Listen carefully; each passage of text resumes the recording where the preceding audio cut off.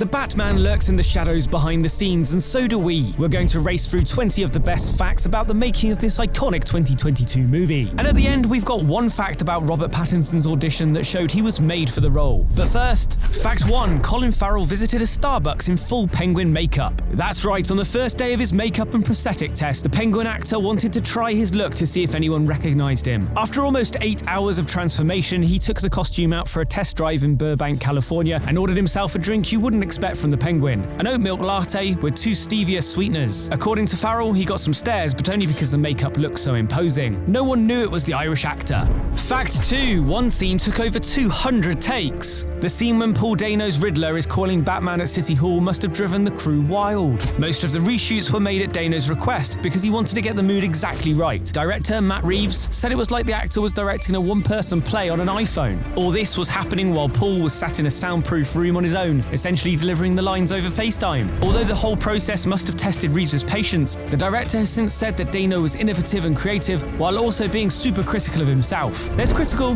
then there's 200 times critical. Fact 3, the director wanted Robert Pattinson before the actor expressed an interest. Matt Reeves wanted Pattinson as Batman as soon as the director started work on the project, and he also wanted Dano as the Riddler. Both actors ended up in these roles, but with Pattinson, it seemed like some sort of weird twist of fate was at play, because around the time Reeves saw the British actor in the movie Good Time, Pattinson already wanted to play the Caped Crusader as he heard the movie was being produced. In fact, when the press leaked rumours that he was in the running, Pattinson was furious as he thought that this would mess up his chances. In the end, Reeves didn't care because clearly the heart wants what the heart wants. Fact 4, Dano helped choose his mask. The actor had a huge part in choosing the key parts of his wardrobe, including the strange mask he wears throughout the movie. It's a US Army winter combat mask that costume designer Jacqueline Duran found on eBay. Something must have clicked when the actor saw it, because Dano was convinced that was the one. Good job he didn't get outbid on it. We already know Dano likes his attention to detail, and this was also true with his glasses. He tried on hundreds of glasses before settling on the pair that we see in the movie. This gave him the look, but what gave the inspiration behind his character? It was one of the most famous serial killers of all time.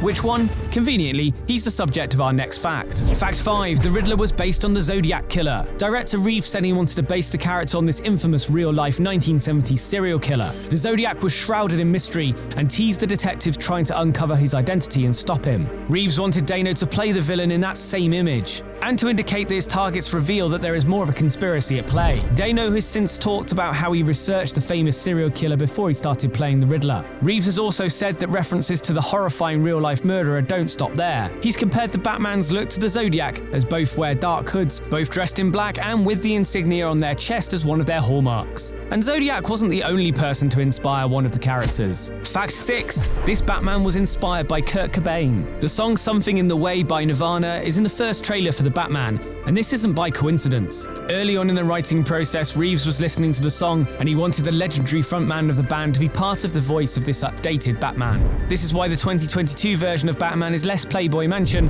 and more troubled recluse in a decaying mansion. The director was also inspired by Gus Van Sant's Last Days, a fictionalized version of the end of Kurt Cobain's life. This grungy look of both this latest Batman movie and the Bat himself owes a huge debt to the king of grunge. And this might also help explain our next fact. Fact 7, the first Batman shown with eye makeup. In previous Batman offerings, Bruce would have had to have emo makeup to avoid a bright ring around his peepers. This would have ruined the blending into the shadows look a bit, but in the older movies, this makeup is nowhere to be seen after he removes his mask. However, for the 2022 version, this was the perfect time to show off that rock star look to complement the Cobain-esque character. The movie's makeup designer Naomi Don said when talking about her eyeshadow work, "I loved that at times it was very smudged and running down his face, and at times it was just a smoky eye, but at all times it was never clean." But don't get us wrong, our next fact shows that this movie was far from style over substance. Fact 8, this Batsuit was designed for fighting. Crucially, the Batsuit designed for Pattinson allowed him to turn his head. Now, this might not seem that amazing until you realise that previous Batsuits didn't allow this to happen. Producer Dylan Clark was keen to make sure the suit was functional as well as cool, so the costume designers looked at military-grade kit from the Vietnam War as well as real-life tactical armour. On top of this, they also wanted to make sure that this suit was something that one man could make by himself, so understandably the costume department had their work cut out. But they came through, and Pattinson was left with something that would protect him, looked great, but also gave him the freedom of movement to fight in. This isn't the only key fact that concerns the Batsuit. At the end of the video, we've got one that revealed early on that Pattinson was the man destined to play the Bat. Fact 9, Zoe Kravitz was turned down for an earlier Batman movie. The Catwoman star has previous with the DC franchise. Not only did she get rejected for a Christopher Nolan part, which we'll go into a little more in a minute, she briefly played Catwoman as a voice artist in 2017's Lego Batman movie. Years before that, she auditioned for a small role in The Dark Knight Rises, but was reportedly rejected because the studio weren't going urban for that role. Initially, it was thought this part was for the Catwoman that Anne Hathaway ended up playing, but Kravitz has since denied this. Regardless, the actress waited patiently for her moment in the spotlight, or indeed the shadows, because she owned the part in the 2022 reboot. Matt Reeves' game was Christopher Nolan's loss. Speaking of Kravitz, she's not the kind of woman you want to be messing with, because fact 10, the Batman stunt coordinator already taught Kravitz self-defense. Robert Alonso was tasked with getting the actors ready for fight scenes, but little did he know when he took the job on that he'd be reuniting with a former student of his. Kravitz had been taught self-defense by the stunt coordinator years earlier, and the training she received for the movie was essentially just a continuation of those lessons, although with an extra catsuit thrown into the mix. Fact 11, Robert Pattinson getting COVID delayed production. The Batman was only 2 months into filming in March 2020, so like the rest of Hollywood, it was forced to take a delay until a few months later. Just a few days after the team resumed, it became clear that filming would have to stop again because someone had caught the disease. But it wasn't just anyone, it was Batman himself who had contracted an illness possibly started by a bat in the first place. And just when the production team thought they'd hit stride in 2021, Pattinson's stunt double and his team needed to be removed from set when he got COVID in February of that year. Seems like the Riddler was the least of their worries. Fact 12, 4 Batmobiles were built for the Penguin chase. This 2022 Batmobile was a more rough and ready offering than the ones in previous movies, but there were several muscle cars used for the epic scene with the Penguin, and each served a different purpose. There was a ram car made for destruction, a more lightweight vehicle for jumping stunts, another that could be moved by a stunt driver from a roof-mounted roll cage, and then there was the hero car, which was equipped with an electric motor to move around more quietly than its fuel-powered brothers. And while we're on the subject of the Batmobile, fact 13, the Batmobile's entrance was inspired by Stephen King. This new Batmobile was designed to be functional, but also to be creepy. To inspire this look, Reeves took inspiration from Stephen King's killer car Christine, and in particular the way John Carpenter presented her in the movie of the same name. Reeves has said that he wanted the car to make an appearance out of the shadows to intimidate, just like the Plymouth Fury had done in King's classic story. There's no doubt that Reeves nailed what he was going for. Fact 14, poor Dano became a comic writer after the movie. The Riddler actor started developing his character's backstory on set. When he presented his writings to Reeves, the director was so impressed that he said Dano should submit them to DC.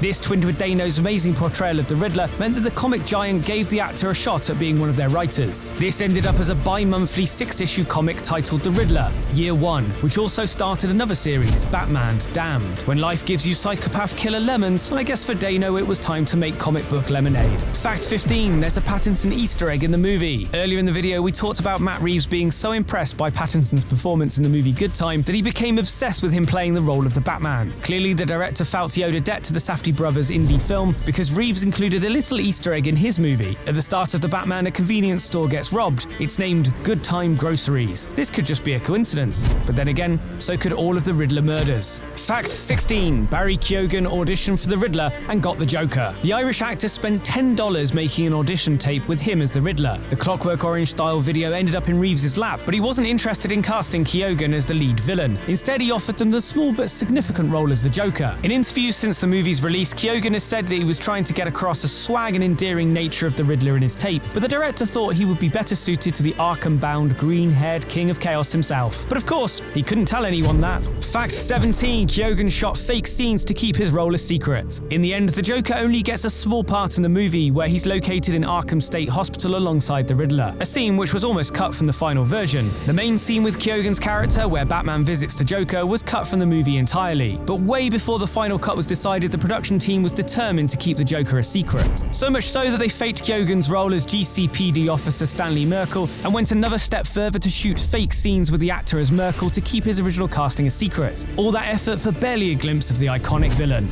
And back to another iconic villain. Fact 18, Penguin wasn't allowed to smoke. Despite playing a crime boss, Colin Farrell wasn't allowed to light up on set as the Penguin, which annoyed the actor because he felt a cigar would have completed the look. He begged the production team to let him have one, even if it was unlit, but studio restrictions meant that this Penguin would be slightly healthier than ones that had gone before. This is similar to the smoking ban that Emma Stone had to endure when playing Cruella de Vil in the live-action Disney flick about the character, even though both characters are famed for lighting up. Actually, while we're on the Penguin, fact 19, real Penguin features inspired Colin Farrell's makeup. For the amazing transformation that we saw at the beginning of the video, the makeup team used actual penguin features for inspiration. Makeup designer Mike Marino said that he based Oswald's eyebrows on the look of a crested penguin, and the tip of his scarred nose from the right angle has a subtle resemblance to a beak. Although the team didn't go quite as literal as the Tim Burton early 90s penguin, these are nice subtle additions that nod to what had gone before. And harking back to older Batman movies is what got Robert Pattinson's part in the first place. Fact 20, Pattinson auditioned with two of his predecessors' costumes. For his screen test, Pattinson wore the same suit that was famously worn by Val Kilmer in director Joel Schumacher's Batman Forever. He also wore George Clooney's Batsuit from Batman and Robin. So yes, in his audition, Pattinson was proudly wearing nipples. Apparently using older outfits for Batman screen tests is tradition.